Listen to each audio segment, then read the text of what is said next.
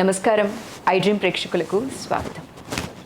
మొన్న పౌర్ణమికి నేను ఒక వీడియో చూశానండి.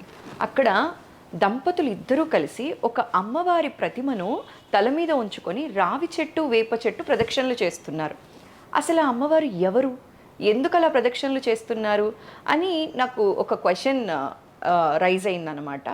చూస్తే ఈ ప్రదక్షిణలు కానీ ఈ పూజా విధానం కానీ అంతా కూడా జాయ్ ఆఫ్ ప్రెగ్నెన్సీ ఫౌండర్ జెస్సీమా ఆధ్వర్యంలో జరుగుతోంది.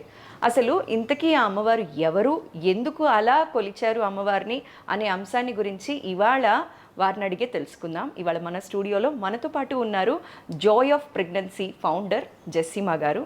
నమస్కారం అండి. నమస్కారం. జెస్సీమా గారు, ఈ గర్భరక్షిణి అమ్మవారు అని చెప్పి మీరు పూజలు చేయిస్తూ ఉన్నారు కదా, ఆ అమ్మవారి పేరు నేనైతే ఫస్ట్ టైం వింటున్నాననే చెప్పాలి.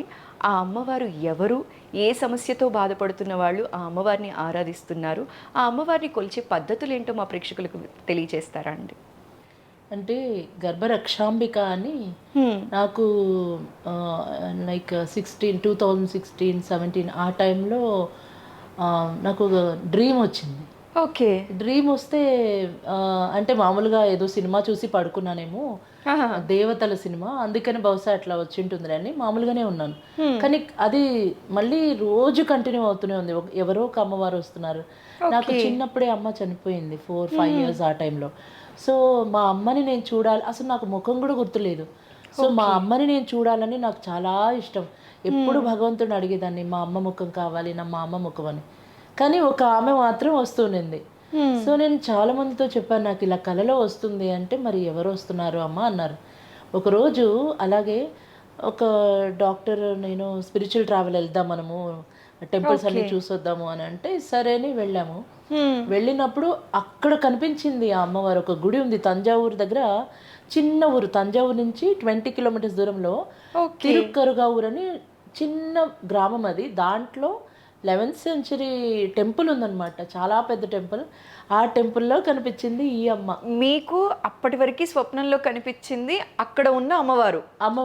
మీరు వెళ్ళాక 3 years తర్వాత నేను వెళ్ళాను. అంటే నాకు తెలియదు, మామూలుగా స్పిరిచువల్ టూర్ వెళ్తున్నప్పుడు అన్ని టెంపుల్స్ చూస్తుంటే తంజావూరు బృహదీశ్వర ఆలయం కూడా వెళ్ళాము. వెళ్ళాక అక్కడ దగ్గరలో ఏదో టెంపుల్ ఉందని చెప్తే తీసుకెళ్లారు డ్రైవర్ కూడా. అక్కడికి వెళ్ళినప్పుడు అమ్మవారు ఉన్నారనమాట. నాకు చాలా ఏడుపు వచ్చేసింది, ఈ అమ్మవారే కదా, అయినా నాకెందుకు కనిపిస్తుంది, తమిళనాడులో అమ్మవారు, అసలు మేము ఎప్పుడు తమిళనాడే రాలేదు అని బాగా ఏడుపు వచ్చేసింది. పూజారి అడిగారు, ఇక్కడ పిల్లల కోసం వస్తారు, పిల్లలు అయినాక కూడా పిల్లల్ని తీసుకుని వచ్చి అక్కడ ఒక బంగారు ఉయ్యాలు ఉంటుంది, ఆ ఉయ్యాల్లో పడుకోబెట్టి ఆ చుట్టూ గుడి చుట్టూ ప్రదక్షిణ చేయిస్తారు. అయితే ఈ అమ్మవారు నాకెందుకు వస్తుంది అని అనిపించింది. ఏడుస్తుంటే పూజారి అడిగారు, ఏమ్మా పిల్లలు కావాలంటే, బంగారం లాంటి ఇద్దరు, పాప బాబు ఇద్దరు ఉన్నారు నాకు, మరి ఎందుకు ఏడుస్తున్నావు అన్నారు. ఈ అమ్మవారు నా కల్లో వస్తుంది, నాకు అసలు ఎలాగా, ఇదే ఫేసే, ఇదే అమ్మవారే నా కల్లో వస్తున్నారు, ఎందుకు వస్తున్నారు ఏమో అంటే ఆయన చాలా హ్యాపీగా ఫీల్ అయ్యారు. మేము తెలుగు, ఇదేమో తమిళ్లో ఉన్నారు, అసలు తమిళ అమ్మవారు ఎలాగా అంటే, దేవతలు తమిళ్ తెలుగు ఏముందమ్మా, పార్వతీదేవి ఇక్కడ గర్భరక్షాంబికగా ఉన్నారు అని చెప్పేసి అన్నారు.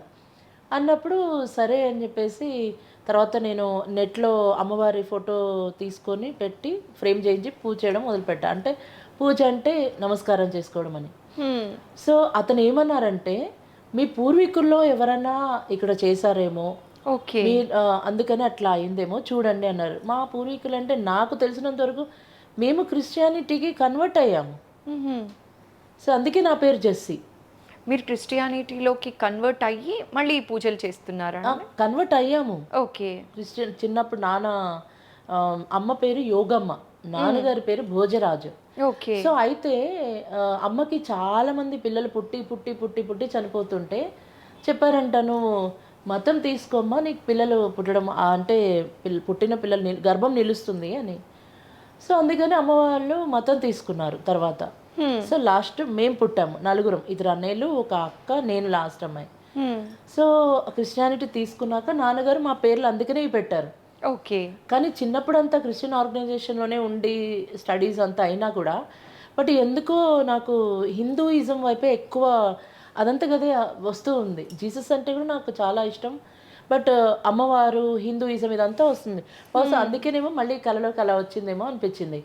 అయితే పూజారి అన్నట్టు మీ పూర్వీకుల గురించి తెలుసుకోండి అంటే మా హస్బెండ్ ఏం చేశారంటే అసలు మీ పూర్వీకులు ఎవరు అనేసి అంత గుంటూరు దగ్గర ముట్లూరు అని ఒక చిన్న ఊరు ఉంటుంది.